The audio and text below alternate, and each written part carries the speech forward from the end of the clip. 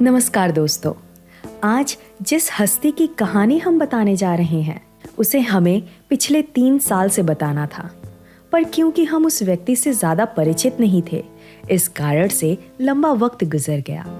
हमारे चैनल के दर्शक श्री राहुल कुमार जी की सहायता से हम महान चरित्र अभिनेता और अपने दौर के रुबाबदार हीरो उल्हास की कहानी बताने जा रहे हैं। इन्हें हमने दिलीप कुमार की फिल्म संघर्ष में देखा था। जयंत का खास इंसान जो घड़ी घड़ी सप्रू साहब को अपने तेवर दिखाता है।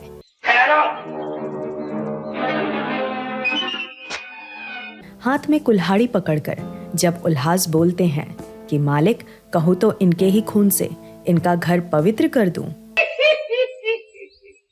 तो पवित्र ही कर दो महाराज। मालिक कहो तो इन्हीं के खून से इनका घर पवित्र कर दे। पिछवा तो ना नहीं। थोड़े समय के लिए इंसान ये सोचकर भ्रमित हो जाता है कि उल्हास अपने जमाने के हीरो हुआ करते थे। कुछ गिने चुने फिल्मों में सफलता देखने के बाद इनका करियर तेजी के साथ ऊपर चढ़ा और बड़ी बड़ी फिल्मों में कैरेक्टर किरदार करने के बाद वे गुमनामी के अंधेरे में चले गए। ये बोलना गलत नहीं होगा कि पुराने दौर के जबरदस्त आवाज वाले अभिनेता सप्रू, मुराद और जयंत जैसे कलाकारों में उल्हास की गिनती होती थी। मुराद और सप्रू जैसे कलाकार बस खलनायक बनना पसंद करते थे, पर उल्हास तो हर डिपार्टमेंट में खेलते थे। किशोर कुमार की बाप रे बाप फिल्म में वे कॉमेडी करते हुए दिखते हैं। हमें क्या गरज हो सकती है इनसे? राजा है तो अपने घर बैठे। तुम चलती हो या मैं अकेला ही चला जाऊं? तो वहीं नास्तिक फिल्म में वे मक्कार और छल करने वाले इंसान के किरदार में थे। अबे घूरता क्या है कंगाल? ये ले अपने रुपए। भगवान तेरे जैसों के टुकड़ों पर नहीं पलते। प्रदीप कुमार की राजहाथ फिल्म में तो वे महान फिल्मकार और अभिनेता सोहराब मोदी को टक्कर देते हुए दिखते हैं। अपमान का हाल तुम्हारा राजा दलजीत बताएगा। किस तरह उसके बाप ने मेरे स्वर्गवासी पिताजी का अपमान किया था। इसके अलावा दिलीप कुमार के अमर फिल्म में वे मधुबाला के पिताजी बने थे। बंद करो ये थई। 1.5 घंटे से थई लगा रखा है। देखते नहीं हो लड़की बेहोश हुई जा रही है। ये तो बस 4-5 फिल्मों के नाम हमने गिनवाए हैं। बाकी आपको किस फिल्म में उल्हास की कलाकारी अच्छी लगी, ये कमेंट बॉक्स में जरूर बताइएगा। अब उनके पारिवारिक जीवन पर नजर डालते हैं।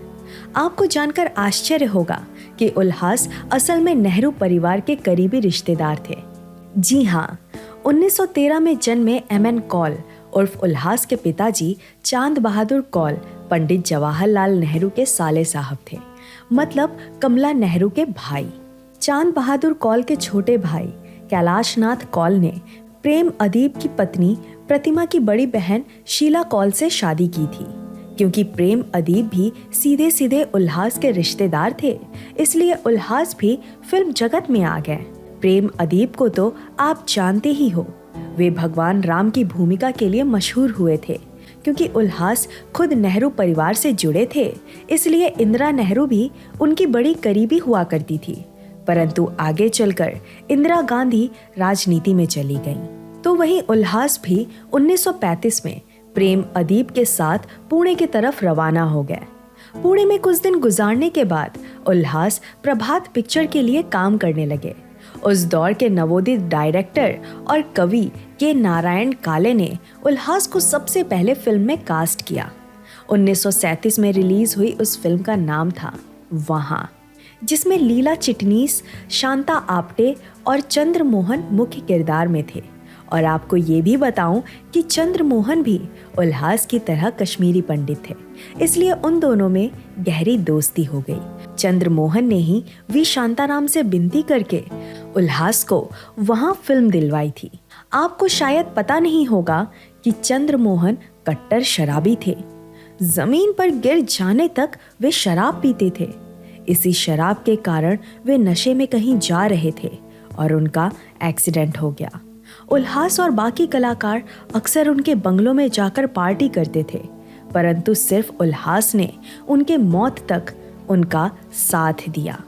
चंद्रमोहन के गुजर जाने के बाद भी उल्हास को लगातार फिल्में मिलती रहीं। मधुबाला की बतौर बाल कलाकार पहली फिल्म बसंत में तो उल्हास मुख्य किरदार में थे, परंतु बड़ी कम उम्र से वे चरित्र किरदार करने लगे और उनकी मौत तक यानी 14 जुलाई 1969 तक हाल साल 10-15 फिल्म रिलीज होती ही रहती थी। उनके गुजरने के बाद रिलीज हुई एक फिल्म प्रेम पुजारी के क्रेडिट में उनका नाम लेट उल्हास ऐसे आता है। इस तरह की जानकारी को इकट्ठा करने में हमें काफ़ी मेहनत और वक्त लगता है और हमारे जो भी व्यूवर्स हैं जो हमारी वीडियोस को देखते हैं, लेकिन उनमें से 75% हमारे चैनल को सब्सक्राइब नहीं करते। आपका एक सब्सक्राइब हमें मोटिवेशन देता है ताकि हम इसी तरह की जानकारी आप सभी के सामने लाते रहें। इसलिए चैनल को सब्सक्राइब कर लीजिए और बेल आइकन भी प्रेस कर दीजिए ताकि आगे आने वाले लेटेस्ट अपडेट आपको तुरंत मिल जाएं।